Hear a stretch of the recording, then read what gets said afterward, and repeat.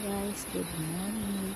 Welcome to my new vlog. Ngayon po ay nandito tayo sa Minyayuan Recreation Area.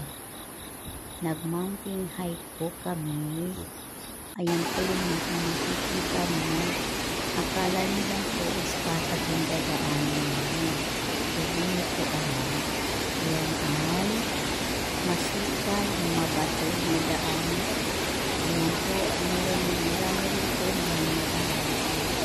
Bakit tayo nagkakaroon na nagkakaroon po?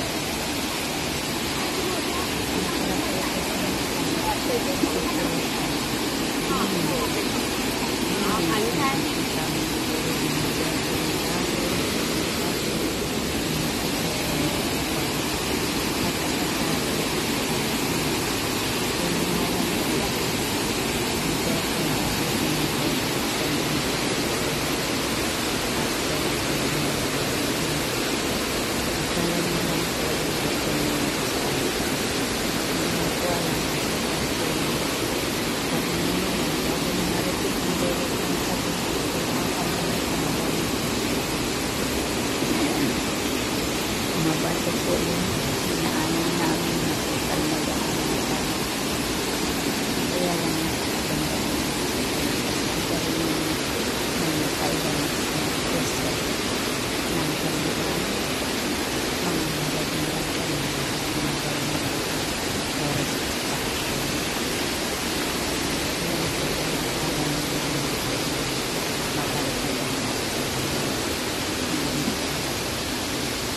masukal na daan. May daan pa sa maraming pasok. Bakit ayan po, pagod na po ako. Akala nila naman. Hirap na po ng aking mo. Kasi nakakapagod po talaga maglakad sa mabundok, masukal na daan. Ayan po, nakakapagod po talaga yan. Akala nila ngayon madaling mundo, nakahirap po po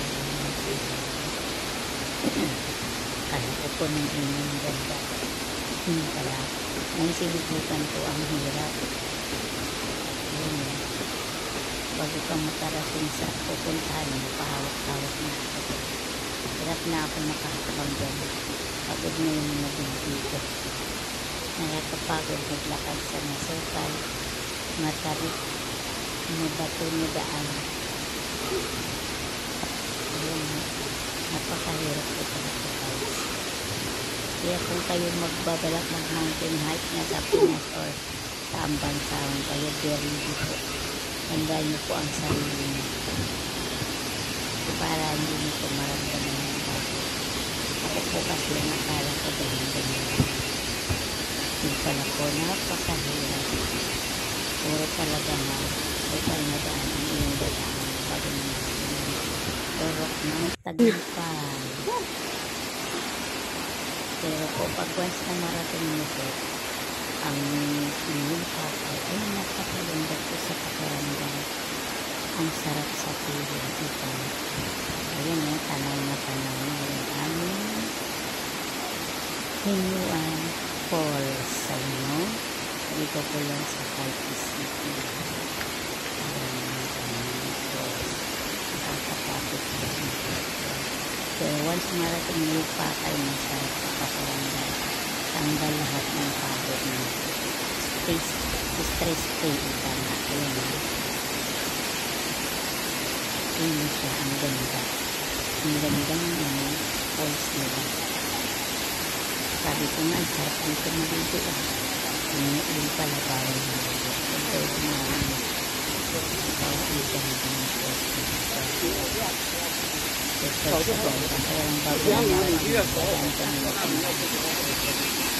hindi ko yung nakikita sa paglalakad para naman kasi pagod na halos throughout sila ay nagpay na ito ang yung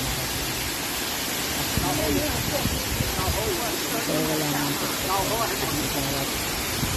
bawat ito na meron po silang pahinga meron po silang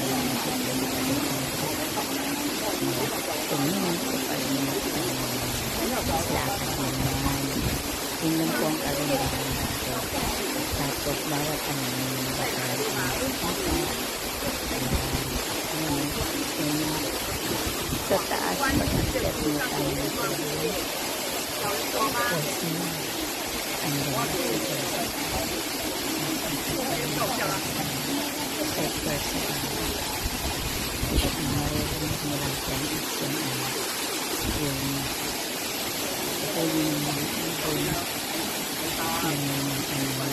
tubig agos ng tubig na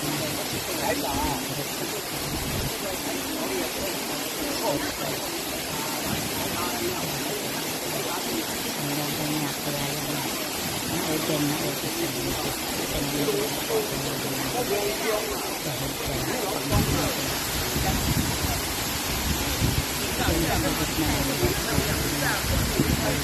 dahil tapos hindi pa sinalagyan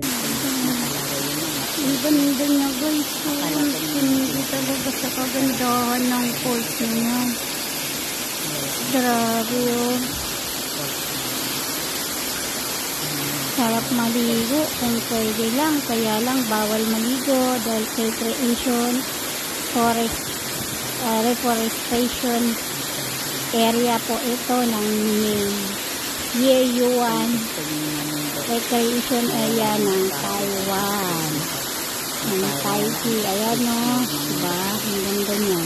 Maraming napapaligiran ng mga lalaking puno. Nakaka-relax. Tanging lawis-wis ng tubig ang inyong maririnig. Ayan, ang mga puno. May mga badyang na. ganda. And then fast forward po tayo guys. Ayan, after mamundok, nagpalinis po ako ng ngipin. Kasi once a month lang po ang DS ko. Kaya bawat lakad ko ini-schedule ko na yung bago na natin ang DS ko. Kasi ang pagpapalinis ko dito ng ngipin is mura lang.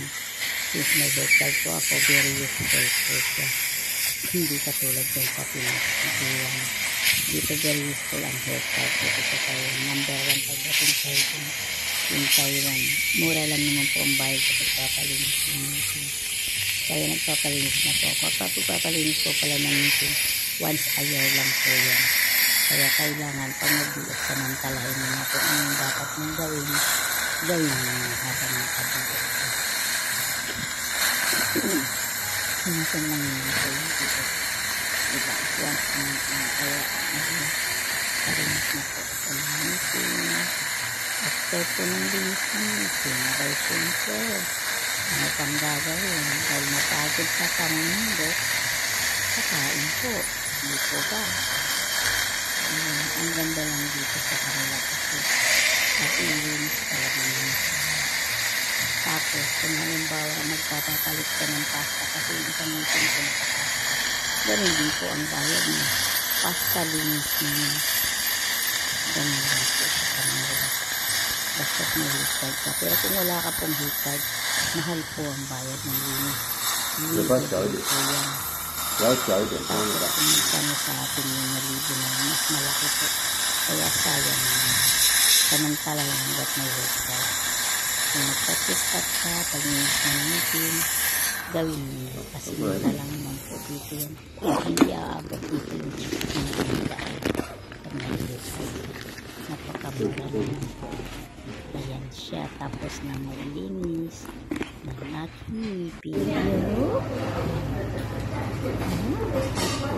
Ngayon, nagkain tayo ng pasta dahil sa pagod.